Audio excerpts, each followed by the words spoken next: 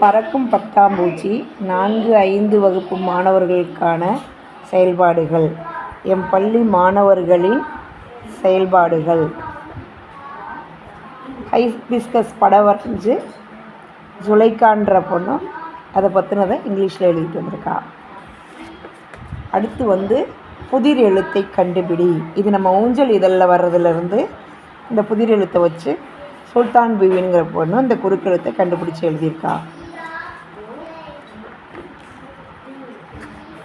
Next சொல்லுக்குள் சொல்.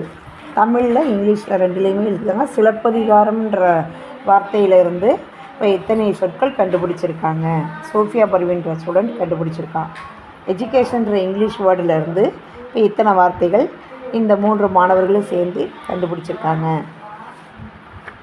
அடுத்ததாக வாழை மரம்.